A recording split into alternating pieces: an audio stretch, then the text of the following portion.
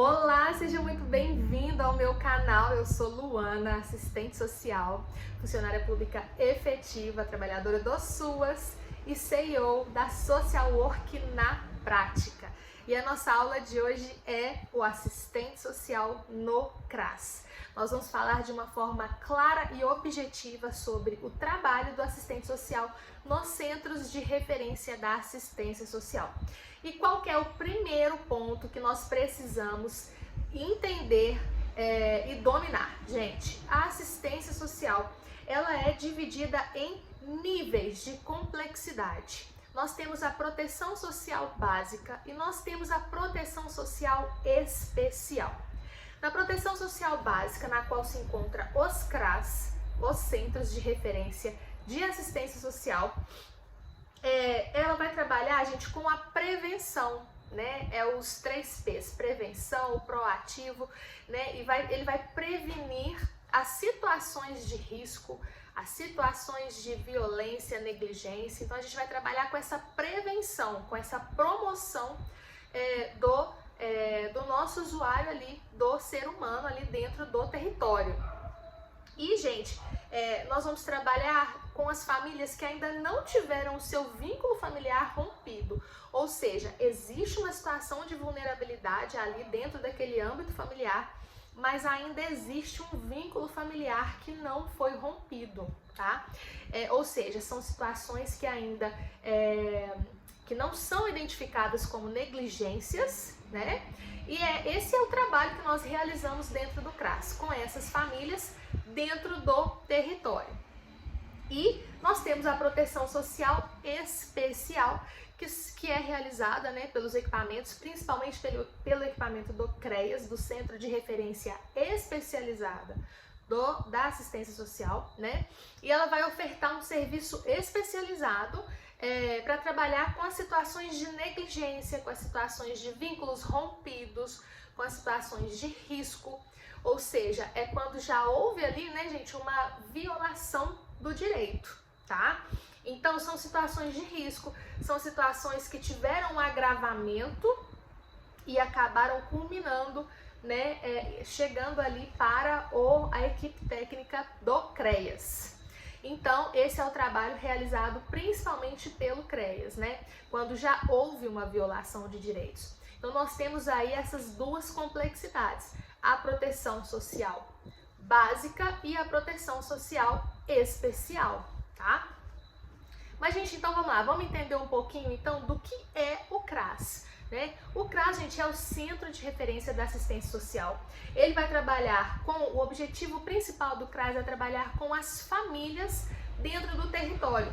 Ou seja, a gente vai trabalhar principalmente a prevenção, né, a autonomia desse usuário através dos vários serviços que a gente vai desenvolver ali dentro do equipamento, tá? Então, quais são esses serviços que nós desenvolvemos?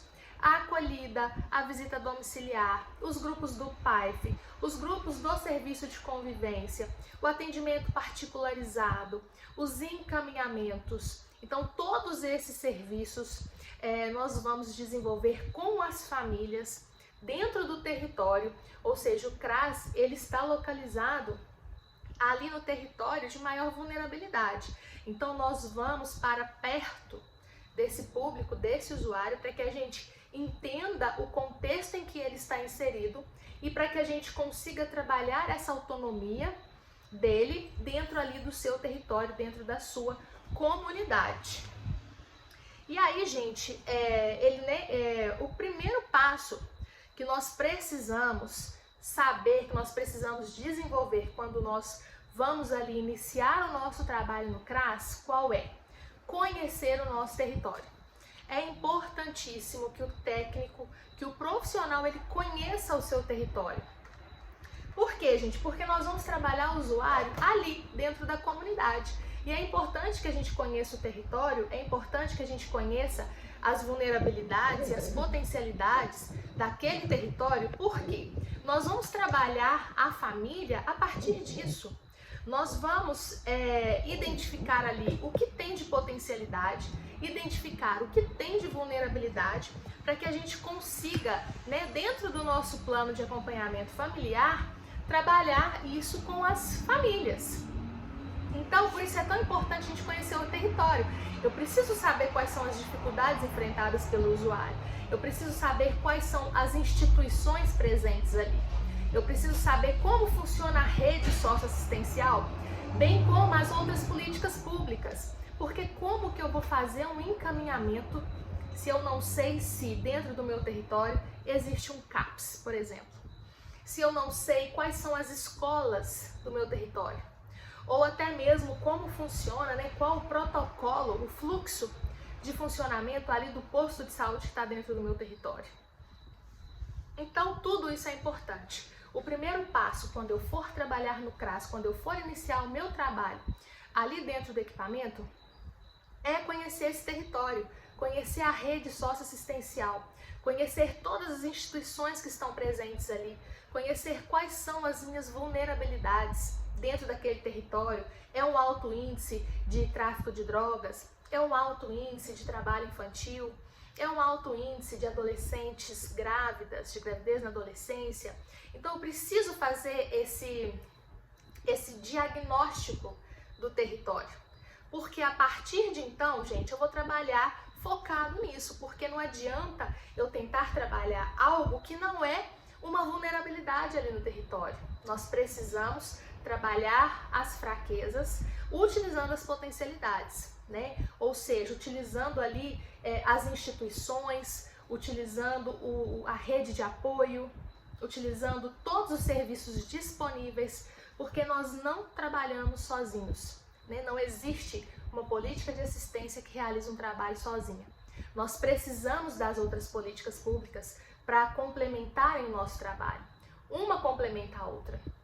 Nós não podemos trabalhar de forma fragmentada. Então a gente precisa sempre buscar trabalhar o nosso usuário de uma forma integrada. E para isso nós precisamos das 3 políticas trabalhando juntas, que é educação, saúde e assistência, tá? Então, gente, a territorialização, né, que a gente fala, de trabalhar sempre ali dentro do território, ela é um dos princípios da política nacional. Então, além, né, de tudo, ela é um princípio. Então, nós temos que sempre buscar trabalhar essa territorialização da forma mais dinâmica possível, né? E aí, gente, o que nós vamos trabalhar nos CRAS? O PAIF é o principal serviço ofertado pelo CRAS. E o que é o PAIF? O PAIF, gente, é o Serviço de Proteção e Atendimento Integral à Família. Então, como que eu vou materializar o PAIF? Como que eu vou desenvolver o PAIF? Afinal de contas, como é o serviço, né? O que é esse serviço?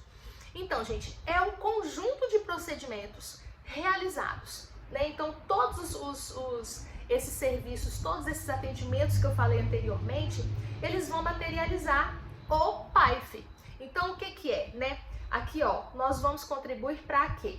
Com o trabalho do PAIF. Com a convivência e com o fortalecimento de vínculos, nós vamos viabilizar direitos e nós vamos realizar intervenções na vida social e familiar. E de que forma eu vou fazer isso, né? Através de quê?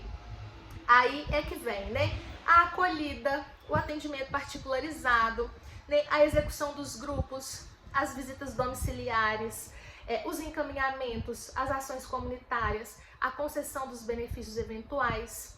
Então, gente, tudo isso é a materialização do PAIF. Então, quando eu falo assim que é obrigatório desenvolver o PAIF dentro do CRAS, é quando eu desenvolvo todas essas ações, todos esses procedimentos ali em prol do usuário, tá? Então, eu preciso desenvolver todos esses procedimentos. A gente presencia muitos equipamentos que dizem que estão realizando o PAIF e, na verdade, estão apenas realizando concessão de benefícios eventuais. E isso não é executar o PAIF, né? Executar o PAIF é quando você desenvolve todos esses procedimentos buscando a autonomia, buscando o fortalecimento desse usuário, trabalhando a territorialização e, né, viabilizando as seguranças afiançadas que o SUAS tanto preconiza na sua legislação, tá? E aí, gente, como que funciona a equipe técnica do CRAS? A equipe técnica, nós temos a NOB SUAS, né, que ela determina 2 técnicos. o assistente social e o psicólogo. E o que é muito importante a gente saber? Que tanto o assistente social quanto o psicólogo, nós somos técnicos do SUAS, ou seja, nós vamos desenvolver as mesmas atribuições. Nós temos saberes diferentes que vão se complementar, mas nós vamos desenvolver as mesmas atribuições, porque existe muito essa questão: ah, Luana, mas eu sou psicóloga, eu posso conceder benefícios eventuais, né? Existe muito essa dúvida. E o que a gente precisa se atentar, gente? Alguns municípios, tá? Eles têm a concessão dos benefícios eventuais. Ela é regulamentada por lei municipal. E em alguns poucos municípios que eu conheço dentro de Minas Gerais, falando aqui na minha região, tá? São poucos os municípios que essa legislação, ela preconiza que apenas o assistente social pode realizar a concessão do benefício eventual. Então, Luana, quer dizer que se na legislação do meu município estiver elencado que apenas o assistente social pode realizar a concessão do benefício eventual, eu, sendo psicóloga, não posso? Isso mesmo, gente, exatamente. Mas precisa estar regulamentado em lei municipal, tá? Alguns municípios, eles colocam essa determinação na regulamentação municipal, mas são poucos. Porque dentro da NOBSUAS está muito bem especificado, está muito bem explicado que tanto o assistente social quanto o psicólogo, eles vão desempenhar a mesma função dentro do equipamento, ok? E aí, gente, nós também vamos desenvolver o quê? O acompanhamento familiar dentro do CRAS. E como que acontece esse acompanhamento familiar? O nosso primeiro contato ali com a família, ele é através da acolhida. Então, nós realizamos a acolhida, que é aquele primeiro atendimento, e ali nós vamos identificar as primeiras vulnerabilidades e as primeiras potencialidades. A partir de então, o que vai acontecer? Nós vamos explicar para essa família todo o processo de trabalho do CRAS, como funciona esse trabalho de nós técnicos ali dentro do equipamento. E se essa família, a partir de então, ela aceitar ser acompanhada por nós, nós vamos iniciar esse processo.